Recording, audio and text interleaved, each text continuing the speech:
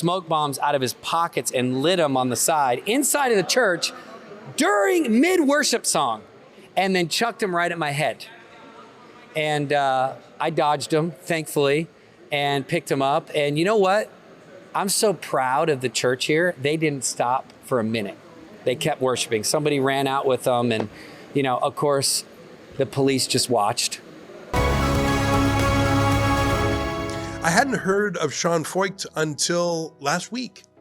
He's a high-energy US-based pastor who incorporates music into his church. And in terms of his church, he takes it outside, something he put to important use during the COVID lockdowns.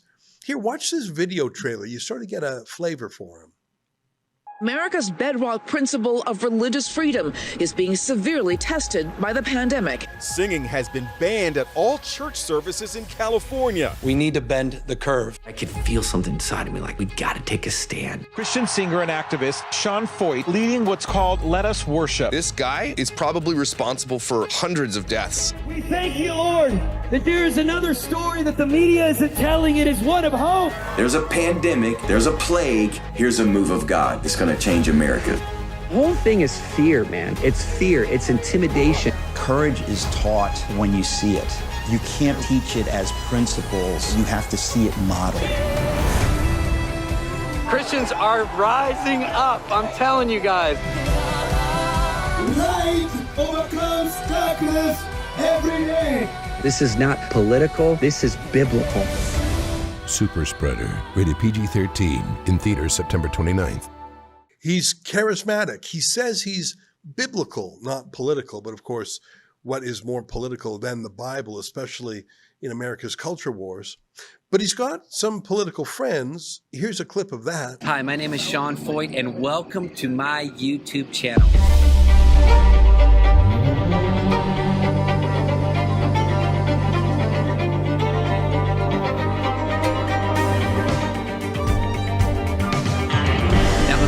Any further, make sure that you click the button above, subscribe, so you can stay in touch with the latest videos and all the amazing events that we have going on. I am standing here in northern Iraq in a 6,000-year-old citadel. And I want to tell you, God is still on the throne, and he's still in control. And this year we are taking the message of the gospel to the nations. We're going to 50 state capitals with the Kingdom Capital Tour. We're doing missions with Light a Candle. We got podcasts, we got albums, we got a lot of stuff going on. And so we welcome you to our page to check it out, search through the videos, get resourced, get encouraged, and I pray that you leave better off than you came. God bless.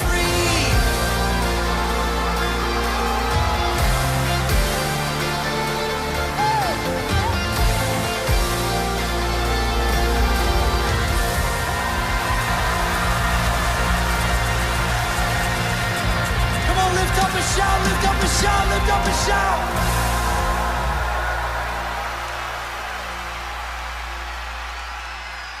Well, of course, he's based in the U.S., and 90% of Canada's population is within an hour's drive of the U.S., so it makes sense for a man who goes on tour outdoors to put Canada on his road trip. He's been here before. I think he actually really likes Canada. Trouble is, as you can tell, he's got traditional values. He would be, I don't know, called far right by the far left. Take us back to that moment when you decided the straw has broken the camel's back. Something has to happen. We're going to do this Let Us Worship thing. Yeah, it was actually kind of an accidental movement. It's funny. You know, I really felt like being in California, we were the most locked down state.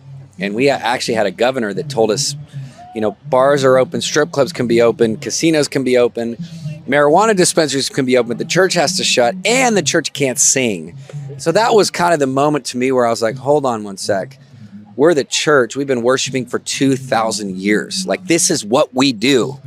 And we do it through pandemics. We do it through plagues. We do it through political strife. We do it through wars. This is what we do. So, you know, that was the moment for me where I just began to say, okay, we got to do something. We got to rise up. We got to remind people who they are. And remember, in Canada, simply believing in traditional values, according to our RCMP, is a sign you're probably a criminal. Take a look.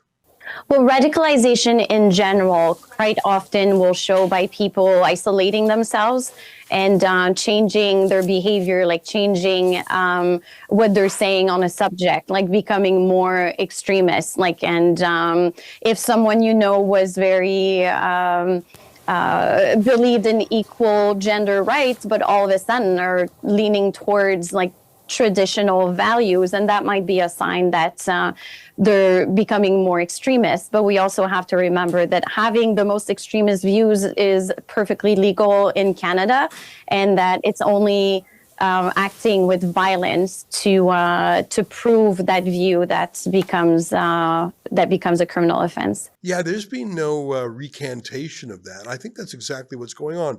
So Sean had a tour of Canada that was canceled by the government. He had one appearance that was going to be at a national park, permitted, all the boxes checked. Then the national park, which is a government agency, suddenly said he's not welcome.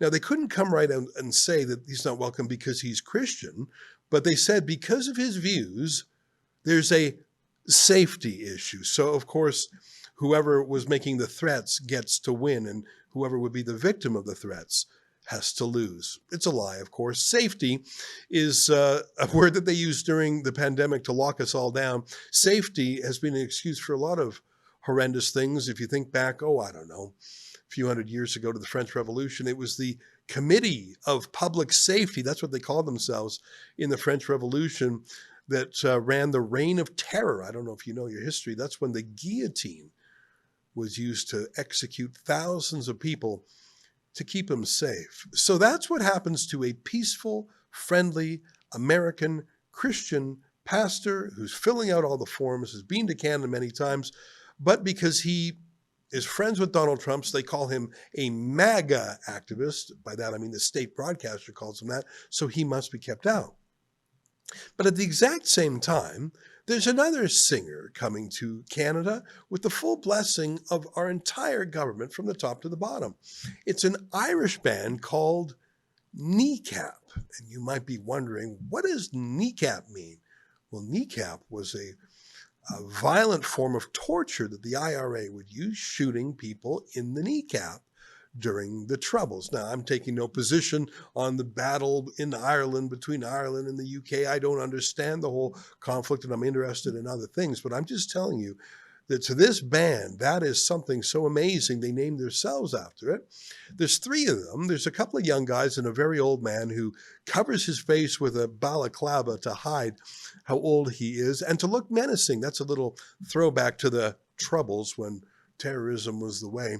So Kneecap has named themselves after a torture tactic, and they actually go much further than that. They promote terrorism today. They promote it in many ways, flying terrorist flags, chanting death to MPs. They actually promote the group Hamas and tweet pictures of their balaclava guy reading terrorist manuals from Hamas itself. It's super gross. You don't have to be a sensitive soul to see that. They've been banned, for example, from Hungary. Here's the Prime Minister of Hungary, Viktor Orbán, explaining why he's just not allowing that filth into his own country. Zabos voltam rájuk, megmondom őszintén, hogy hozhatják Magyarországot ilyen helyzetbe. Hát nem a magyar kormánynak kellett volna itt közbelépni, nekik lehetett volna annyi eszük, hogy nem hívnak meg ide egy ilyen együttest. Hisz a rohadt vagy átkozott pénz ilyen fontos, hogy ez is megéri. Szóval, de aztán lehiggadtam, és megnéztem, hogy milyen jogi lehetőségeink vannak, és szépen nyugodtan napokat dolgoztunk ezen, hogy megtaláljuk a megfelelő jogi megoldást. A jogrendszerünk nagyon világosan azon az állásponton van, hogy Magyarország egy szabad ország. A béke szigete, és az alapvetés az, hogy itt békében élünk egymással. És senkit nem bánthatnak, verbálisan sem, a vallás vagy a származása miatt. Ennek itt nincsen helye. Ha Magyarországra jössz, be kell tartanod a törvényeinket. Inkább ne gyere, barátom. Now, in my view, what Kneecap is doing may well meet the test for supporting terrorism. And one of the crimes in Canada is if you give any sort of aid or support to terrorism, that's more than just saying, I support them. If you are promoting them, if you are propagandizing for them, if you are flying their flag, It's a real question on whether or not you are committing terrorism. Now, they have not been charged with terrorism in the UK, even though they have called for the death of certain people. But they are coming to Canada, and so far, it's been no problem for them at all. But why would they be in trouble? I don't know if you've been following our campaign at Fire Gary, but Canada's new public safety minister himself is affiliated with different terrorist groups. He's recused himself from all dealings with the Tamil Tigers terrorist group because he used to support them as a lawyer. And he was just found out that while he was a sitting MP under Justin Trudeau, twice he went to bat to get terrorists into Canada. This is part and parcel of the work that every member of parliament does. And in this particular case, I was executing my duties as a member of parliament, one that I believe constituents expect me to do. He was rejected on national security grounds, though, which is quite extraordinary. We couldn't find any other case like that. And now you're minister in charge of national security, board of security. Do you defend that decision now? Do you regret writing those letters? Just to be very clear, the Ministry of Relief Regiment does contemplate advocacy by a range of individuals, including members of parliament. In the context of minister, that would be inappropriate, and I have instructed my office not to issue support letters of that nature, because ultimately the decision will be coming to me as an individual. So, of course, kneecap is allowed. Now, I'm not saying that kneecap should be punished criminally for their views. I believe in free speech, even for idiots, but they're not Canadians. They're foreigners. And to bring that terrorism to Canada, we don't have to justify it at all. Canada can keep out foreigners for any reason or no reason. Of course, we never do. And I doubt we'll do it here, because if Mark Carney were to keep out those Hamas supporters, well, that's his base he's taking on. And I think that there's nothing he cares about more than maintaining warm relations with Hamas. As you know, he's been prime minister only a few months, and he's already received a thank you letter from Hamas. He's not getting along very well with Donald Trump these days. Trump said it looks like Canada's going to have tariffs, maybe perpetually. With Canada, I think Canada could be one where they'll just pay tariffs, not really a negotiation. We're working very diligently with Europe. Yeah, so he's not so elbows up for Trump, but boy, he'll go to the bat for kneecap. Stay with us, more ahead.